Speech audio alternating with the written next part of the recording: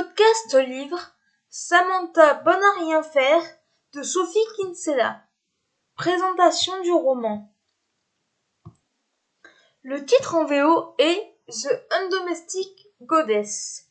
Il a été publié pour la première fois en France en 2007.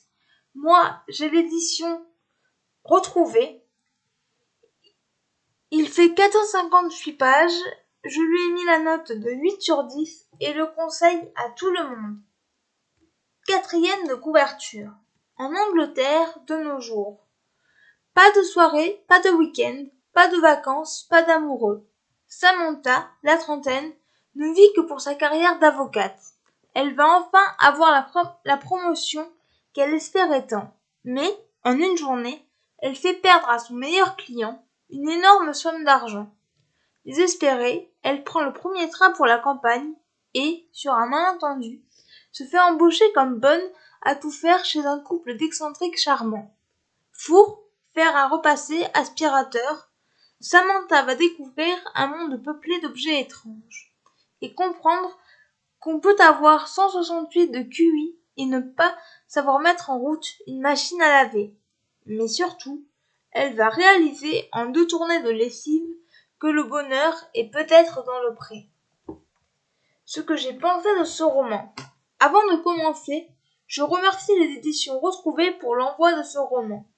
Les éditions Retrouvées sont un label des éditions Hugo NC qui propose des romans best-sellers en gros caractères, ce qui permet à des lecteurs ayant des problèmes visuels de pouvoir les découvrir. Je tiens à le signaler car c'est assez rare.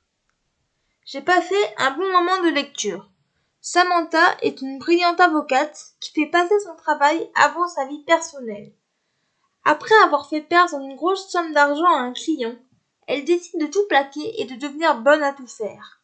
Elle va aller de surprise en surprise et va vivre des expériences plus rocambolesques les unes que les autres.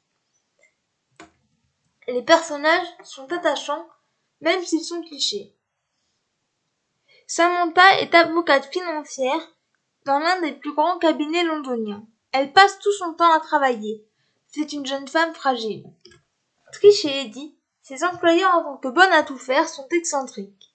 Trish est une femme frivole. Elle aime beaucoup Samantha. Eddie est un homme effacé qui se dispute souvent avec sa femme. Nathaniel est le jardinier du couple. Dès le début, il va être présent auprès de la jeune domestique.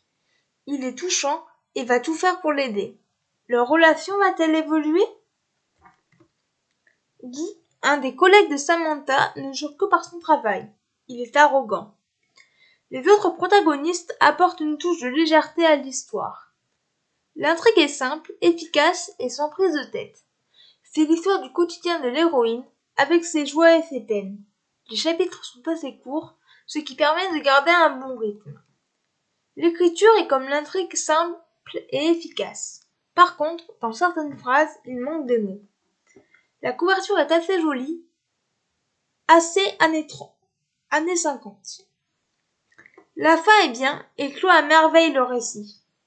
En bref, une bonne lecture et je remercie encore une fois les éditions Retrouvées.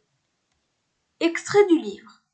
Parfois, on n'a pas besoin de se fixer un but ni d'avoir une vue d'ensemble. Il suffit de savoir ce que l'on doit faire au moment présent.